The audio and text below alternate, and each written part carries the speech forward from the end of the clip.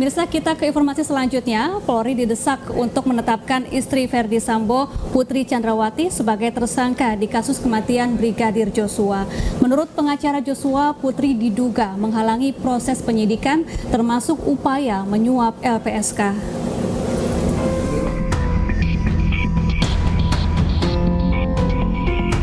Pengacara keluarga Brigadir Joshua, Kamarudin Simanjuntak, meminta Polri untuk segera menetapkan istri Verdi Sambo, Putri Chandrawati, sebagai tersangka dalam kasus kematian Brigadir Joshua.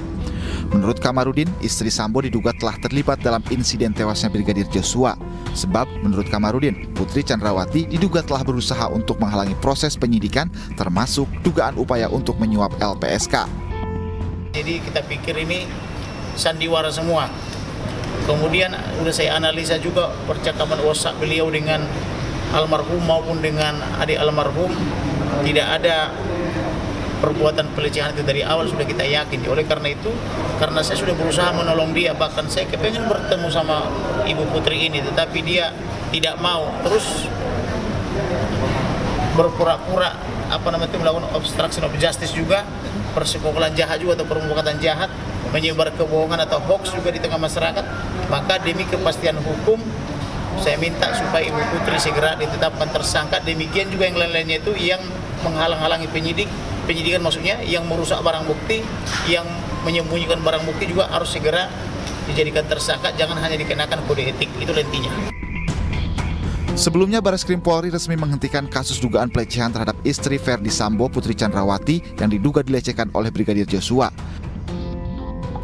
Menurut Bareskrim Polri, kasus tersebut dihentikan karena tidak ditemukan peristiwa pidana usai dilakukan gelar perkara.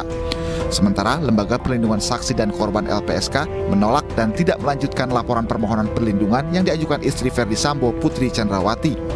LPSK menilai ada sejumlah kejanggalan dalam laporan Putri ke LPSK. Meski begitu, tim tetap melakukan pendalaman dan asesmen, namun tidak ada keterangan yang bisa digali dari Putri Chandrawati tersebut.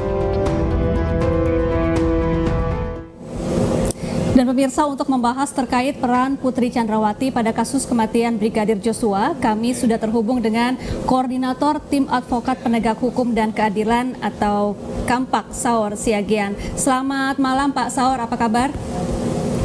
Selamat malam Mbak Sapat. Luar biasa, saya mau koreksi sedikit Mbak Sapati. Ya.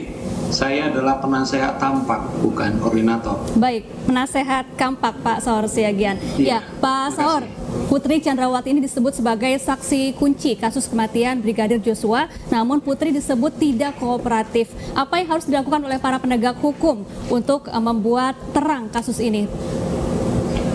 Ketika almarhum Joshua sudah terbunuh, yang tragis kan ada juga tuduhan pelecehan seksual, Mbak Sapati. Namun ketika tampak kemudian melaporkan ke Bareskrim tentang pembunuhan ini, kemudian juga pengacara keluarga Joshua juga melalui pengacara juga melaporkan, ternyata terbukti bahwa tembak-menembak atau dugaan pelecehan seksual itu adalah bohong. Nah, ini sangat serius dan sangat tragis. Satu orang yang telah mendedikasikan dirinya bertahun-tahun kepada saudara Verdi Sambo, setelah dibunuh masih kemudian dicap sebagai pelaku pelecehan seksual.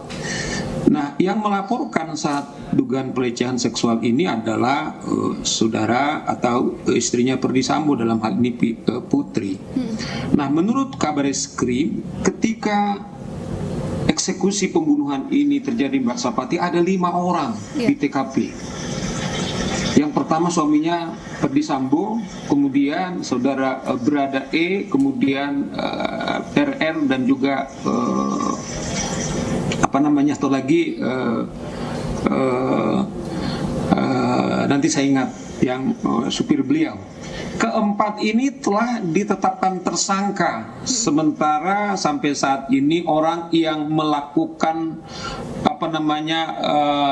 laporan palsu, kemudian yang membohongi dan diduga terlibat upaya atau bersama-sama rencana pembunuhan ini, saya pikir tepat apa yang diusulkan oleh pengacara daripada korban menetapkan si Putri ini sebagai tersangka. Setidaknya ada 4 pidana yang terduga dilakukan, yaitu pertama terlibat upaya pembunuhan, kedua upaya membohongi masyarakat, Undang-Undang Nomor 1 Tahun 46, kemudian juga menghambat para penyidik, dan tentu juga membuat LP bohong. Nah, saya kira ini sangat terang benderang supaya ada kepastian, sehingga kita tadi itu dibahas ada drama-drama yang sangat kalau saya mengatakan sangat menjijikkan.